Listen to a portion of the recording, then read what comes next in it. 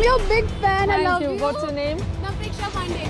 I literally want to be like you. You're such a great reporter. I love you. I love you so much. I love you too. Yeah, oh my God. It's such a miracle. You made my day. Oh God. She made my day.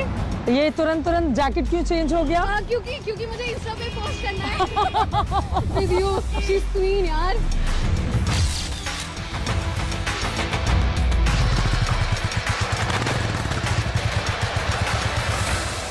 नमस्कार, लखनऊ से bullet reporter में आप सभी का स्वागत है। आपके साथ मैं हूं चित्रा त्रिपाठी और आज हमारी बेहद खास मेहमान है स्वाति सिंह। 5 साल पहले राजनीति में इनका कोई परिचय नहीं था, लेकिन अब ये बीजेपी की कद्दावर नेता बन चुकी हैं। महिला बाल विकास मंत्री हैं योगी सरकार में और यकीनन अब इनकी कड़ी और बड़ी परीक्षा होने जा रही है। तो क्या तैयारी है आपकी? हमारे दर्शकों को क्या बताएंगी कि आपने ऐसा क्या किया है कि जनता एक बार फिर से बीजेपी की सरकार को, स्वाति सिंह को, मंत्री जी को मौका दे? मैं जिस पार्टी से और जिस सरकार का हिस्सा हूं, वो पार्टी भी बहुत अच्छी तरीके से जानती है कि हमें जनता के लिए काम करना, और हमारी सरकार ने भी वैसी पॉलिसीज बनाई हैं जो हर वर्ग के लिए, चाहे केंद्र सरकार हो या प्रदेश सरकार, हमने हर वर्ग को कोशिश किया है कि वो किसी न किसी योजना के माध्यम से वो लाभान्वित हों। और चूंकि भारतीय जनता पार्टी के जो कार्यकर्ता हैं पूरे डिवोशन के साथ, उन लोगों ने कोविड में भी काम किया। हमारी सरकार पूरे डिवोशन के साथ हर समय ऐसी पॉलिसीज लेकर आए, हमने ऐसा काम किया। हमने सिर्फ पॉलिसीज को बनाने का काम नहीं किया, उन पॉलिसीज को सही पात्र व्यक्ति तक पहुंचे, उस पर भी हम लोगों ने काफी काम किया है। मंत्री जी तो बड़े बड़े दावे कर रही हैं, लेकिन इनके दावे में कितना दम है, इसके लिए हम इन्हीं की विधानसभा में इनको लेकर चलेंगे, जनता के बीच जाएंगे, लोगों के सवाल होंगे और मंत्री जी के जवाब होंगे। तो चलिए चलते हैं बिना देर के। तैयार हैं आप अपनी परीक्षा के लिए? बिल्कुल बिल्कुल।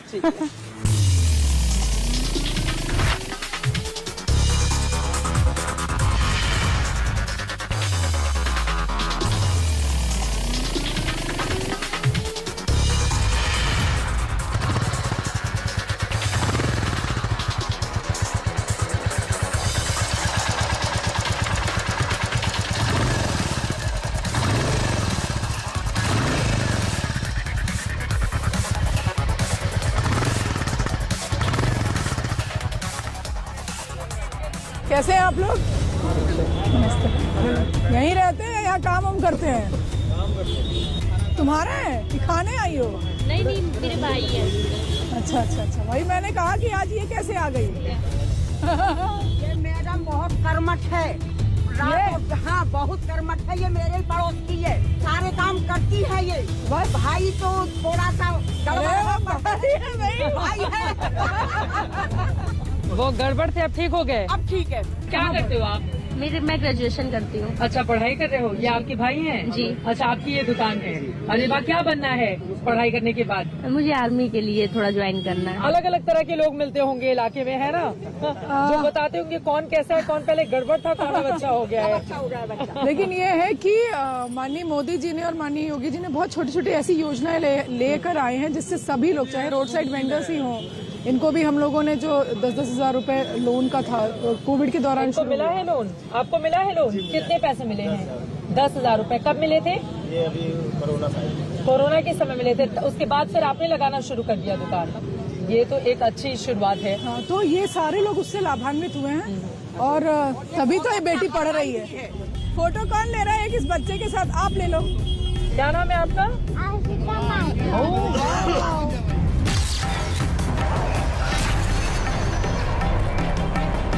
अभी ये टीवी के लिए ही मुलाकात है या हर रोज स्वाति जी इस तरह से मुलाकात होती है आपकी? नहीं, ऑलमोस्ट अक्सर ही मैं मिलती रहती हूँ। अगर कोई ऐसा विभागीय का कार्यक्रम ना हो या फिर कोई पार्टी का कार्यक्रम ना हो या पहले से कोई प्री प्लान्ड कार्यक्रम में मीटिंग ना हो, तो मैं कोशिश करती हूँ क्षेत्र में ही रहूँ। क्षेत्र में रहती हैं, पूछ लेते हैं लोगों से। मैडम दिखती हैं क्षेत्र में, हमेशा रहती हैं, दुख दर्द बांटती हैं आप लोगों के? दुख दर्द बांटती है, काम में हमेशा जो भी काम करेंगे वो काम भी करती है। अभी 5 साल पहले ही नेता बनी है, तो नेतागिरी थोड़ी आई इनके अंदर या फिर? नहीं, ये पहले से ही नेता है। पहले ये तो जबरदस्त है। ये काम करती हैं आपके इलाके में? बेटा काम भी है और नाम भी है और सच्चाई भी है। सच्चाई भी है। सच्चाई भी है। देखिए, स्वाति जी के साथ हम अलग अलग हिस्सों में जाएंगे, जरा इनके विधानसभा में लोगों से मिलते हैं, मुखातिब होते हैं और इस बात की कोशिश करते हैं कि जो दावा इनकी ओर से किया जाता है उसमें कितना है दम। चलिए आगे बढ़ते हैं, यहाँ से कुछ और हिस्सों में लेकर चलते हैं इनको।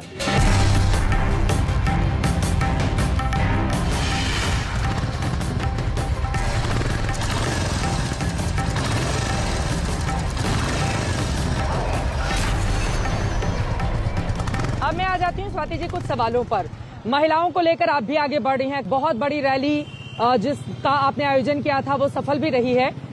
उधर दूसरी तरफ प्रियंका गांधी वाड्रा भी महिलाओं को लेकर आगे बढ़ रही हैं। 40% महिलाओं को टिकट देना, उनको सरकारी नौकरी में आरक्षण देना और भी तमाम वादे।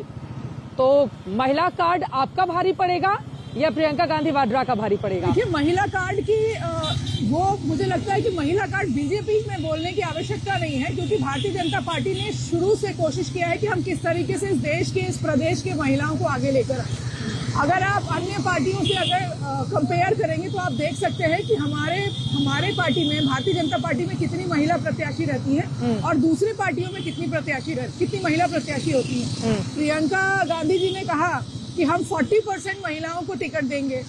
मैं सिर्फ एक सवाल उनसे ये पूछना चाहती हूँ कि क्या उनके संगठन में, उनकी पार्टी में क्या 40% महिलाओं को पदाधिकारी बनाया गया है क्या? तो पहले आप अपनी पार्टी में दीजिए, फिर उसके बाद आगे कोई बात करें। आपके विधानसभा में हम घूम रहे हैं, इस वक्त आप बुलेट पे बैठी हुई हैं। क्या क्या काम करा है आपने बीते 5 सालों में? जनता के बीच आप जाती हैं तो क्या गिनाती हैं? आप मंत्री भी हैं, हालांकि आपका राजनीतिक करियर 5.5 सालों का ही है आसपास, लेकिन उसके बावजूद पूरी तेज तर्रार नेता के तौर पर आपने अपनी जगह बना ली है।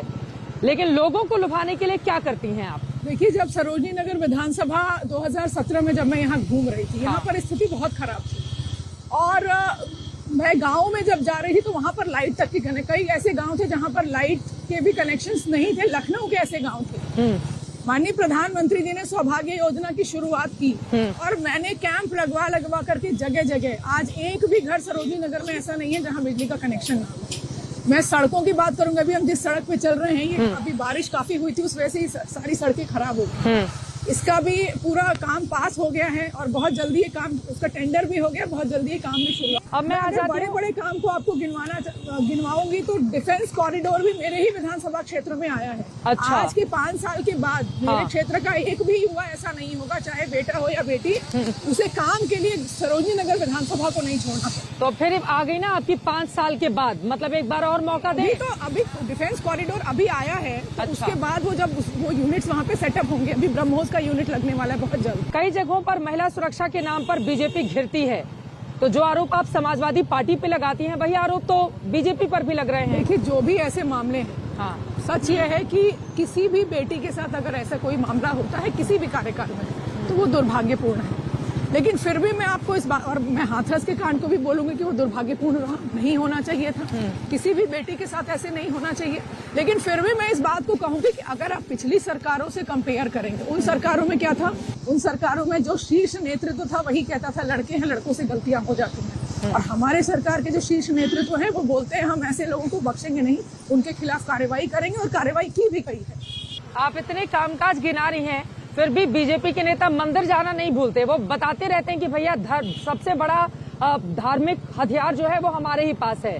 देखिए, कॉरिडोर, जय श्री राम, आप भी हैं, मतलब मंदिर जाना एक बड़ा संदेश आप लोग देने की कोशिश, और बार बार आरोप भी लगते हैं कि देखिए जब कामकाज में फेल हो जाती है बीजेपी तो धर्म को मुद्दा बनाकर, हथियार बनाकर लेकर आती है। देखिए, बीजेपी ने कभी भी धर्म को मुद्दा नहीं बनाया या राम मंदिर को मुद्दा नहीं बनाया। राम मंदिर लोगों के, भारतवर्ष के लोगों की भावनाओं से जुड़ा हुआ मुद्दा है।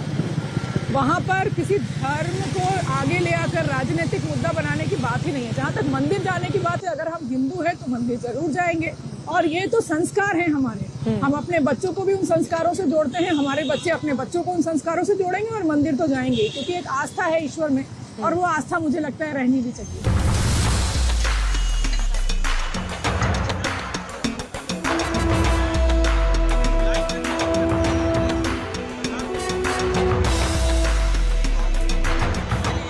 चाय पिला दो। जब आप लोग घूम रही होती हैं तो फिर मौका मिल जाता है चाय पीने का? कभी कभार आती हूँ, वहाँ पे पहले इनकी दुकान थी। अच्छा। मेरे पिछले चुनाव पे इनकी दुकान वहाँ थी, बहुत अच्छी चाय बनाते हैं, और अब इनकी दुकान बड़ी हो गई, बहुत छोटी दुकान थी। ये चाय वाला जो आप लोगों का दांव है कितना चलता है चुनाव में? मतलब कोई भी बीजेपी का नेता ऐसा नहीं है जो चाय की दुकान पे नहीं ले आए, और रंग भी दिखाता है कि देखिए चाय, मतलब चाय वाले के बिना आपका काम ही नहीं चलेगा। चाय के बिना जीवन ही नहीं चल सकता है, बिना चाय के उठते उठते मुझे तो चाय चाहिए। अखिलेश यादव का कहना है कि जब ये हार रहे होते हैं तो रेड पड़वा देते हैं। अब उनके नेताओं के घर पे अगर आईटी रेड इस समय पड़ेगी 2 महीने पहले, तो पूछा नहीं जाएगा कि बीजेपी का डामाडोल तो नहीं है इस बार हिसाब किताब? मैं ये पूछना चाहती हूँ अखिलेश यादव जी से कि उनके पार्टी के लोग ऐसा काम ही क्यों करते हैं कि उनके घर पे रेड डाली जाए? ऐसा काम ही नहीं करना चाहिए ना। तो पहले अपने लोगों को समझाएं। पिछली बार तो आपने बड़ा चैलेंज दिया था कि आ जाए कहीं से भी मायावती जी, हम लड़ेंगे उनके खिलाफ चुनाव। तो इस बार क्या चैलेंज है उनके लिए आपका? तो कहती हूँ कि जिस दिन चाहे मायावती जी, मैं उनके सामने लड़ने को तैयार हूँ। आज भी कहती हूँ क्योंकि मैंने सच्चाई वो की इतनी लड़ाई बड़ी लड़ी थी। नेता हैं बसपा बात की। बड़े और छोटे, उतनी बड़ी नेता हैं, लेकिन उनकी सोच क्या थी? उन्होंने मेरी बेटी को, मेरे परिवार की महिलाओं को जिस तरीके से अभद्र टिप्पणी करवाई, उन्होंने कहा, वो मीडिया में आकर के उन्होंने कहा उन शब्दों के लिए कि मैं उसे और उसके परिवार को मैं सबक सिखाना चाहती थी। क्या मेरी बच्ची को भी वो सबक सिखाना चाहती थी?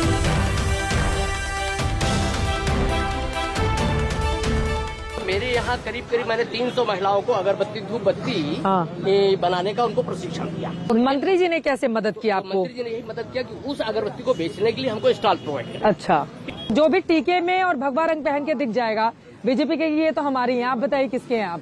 हम भी बीजेपी के ही। बीजेपी की ही है। बीजेपी में काम अच्छा कर रहे हैं। हाँ। और टीका लगाने की बात रही, टीका तो एक जो अपना ध्यान है वो लगाएगा। कामकाज किया है मंत्री जी ने? सच सच बताइएगा, ऐसा नहीं कि आपकी पार्टी से हैं तो आप बता दीजिए हाँ में हाँ। पार्टी से तो नहीं हूँ। अच्छा, पार्टी से नहीं है आप? पार्टी से तो नहीं हूँ। बाकी ठीक है, हमारे क्षेत्र के मंत्री हैं, हमारे क्षेत्र के विधायक हैं, काम अच्छा ही कर रहे हैं। कामकाज किया है नहीं किया है, क्या है इनका हिसाब किताब? कामकाज बहुत अच्छा हो रहा है यहाँ पे है। अच्छा हुआ है? काम बहुत अच्छा हुआ है। किस पार्टी का जोर चल रहा है? बीजेपी का ही है। बीजेपी का जोर चल रहा है। जीत जाएंगी फिर से ये? 100%। एमएसएमई की ओर से लोन दिए जा रहे हैं। वो कि 3 साल तक के में कोई पेड नहीं करना, आप अपना काम चलाइए, जब आपके पास हो, ये बिना ब्याज का तो पैसा। 3 लाख रुपए मिल चुके हैं आपको? 3 लाख मिल चुके हैं। तो मतलब ठीक काम कर रही है।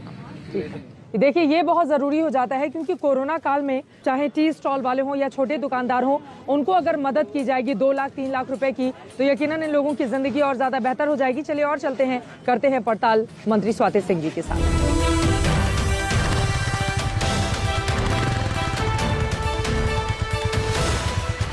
महिलाओं के लिए ये जो पीएम आवास योजना है, खासतौर से अलग अलग हिस्सों में मैं गई हूँ। तकरीबन 1.5 महीने से हम लोग उत्तर प्रदेश चुनाव को कवर कर रहे हैं।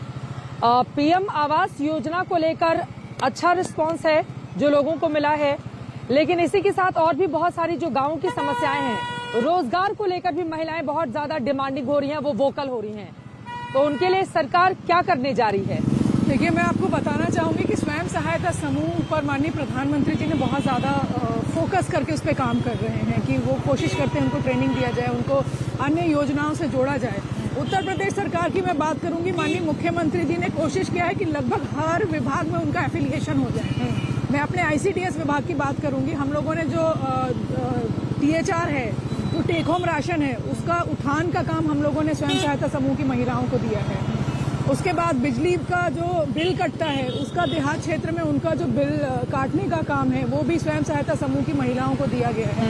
ऐसे बहुत सारे काम हैं। यहाँ पर आपने छोटे छोटे समूहों की बात की, लेकिन ये जो छोटी छोटी पार्टियां हैं, वो भी बीजेपी की मुसीबत बढ़ाने तो नहीं जा रही? आप लोगों की भी नजर रहती है। अखिलेश यादव ने छोटी छोटी पार्टियों को साध लिया है, अब चाचा के साथ भी उनका गठबंधन हो गया है, राजभर जी भी साथ हैं, बाकी तमाम दूसरे दल भी साथ में आ गए हैं। तो सारे साथ साथ मिलकर आप लोगों के समीकरण को बिगाड़ देंगे। देखिए, 2017 में भी साथ साथ आए थे, हाँ, और 2019 में भी लोकसभा चुनाव के समय साथ साथ आए थे। उसका रिजल्ट पूरे प्रदेश ने और पूरे देश ने देखा और उनको जवाब भी मिला। तो चाहे कितने भी लोग आ जाएं, उनको जवाब मिलेगा। अब जरा राजनीति से अलग लेकर आती हूँ आपको, क्योंकि 5 सालों का आपका राजनीतिक करियर है। उसके पहले लेकिन आपका अलग अलग प्रोफेशन रहा है, आपने अच्छी पढ़ाई भी की है।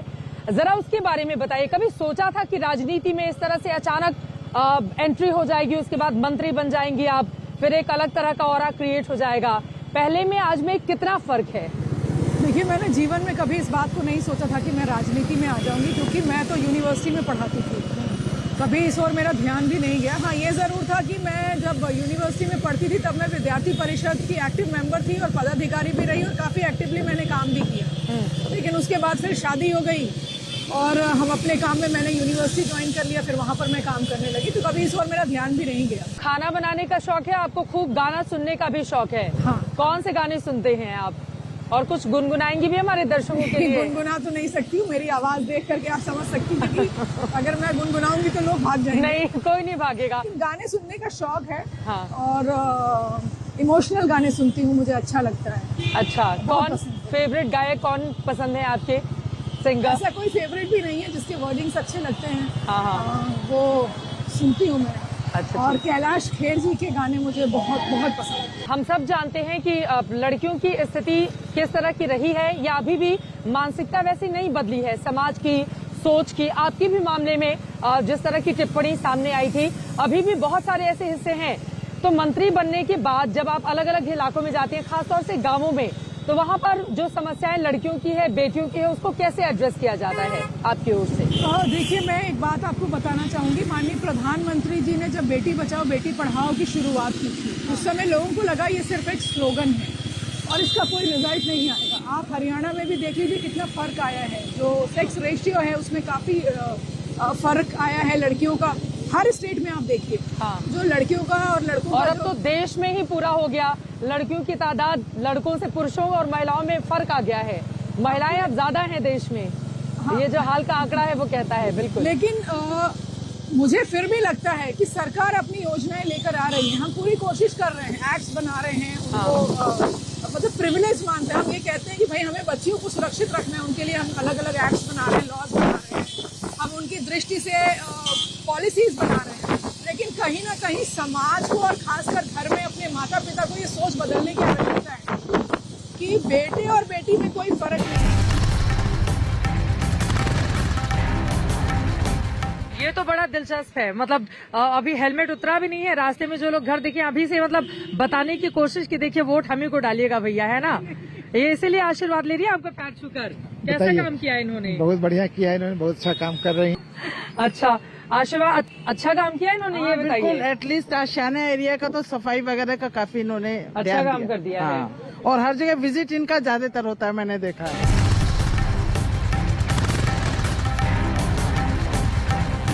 स्वाति सिंह जी के साथ हमारा सफर तो खत्म हो गया, लेकिन आपको बताते चले साल 2012 जब पहली बार यूपी के इतिहास में हुआ महिलाओं ने पुरुषों से ज्यादा वोट किया, 2017 में ये प्रतिशत और ज्यादा बढ़ गया। इसी वजह से सभी पार्टियों की निगाहों में महिलाएं ही हैं, क्योंकि यूपी की यही आधी आबादी तय करेगी किसकी होगी जीत, किसकी होगी हार। इसी वजह से अपने अपनी महिला चेहरों को आगे करके सभी पार्टियां चुनावी मैदान में हैं।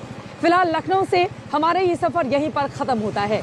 कैमरा पर्सन हिमांशु शर्मा और संजय कुमार के साथ चित्रा त्रिपाठी, लखनऊ आज तक।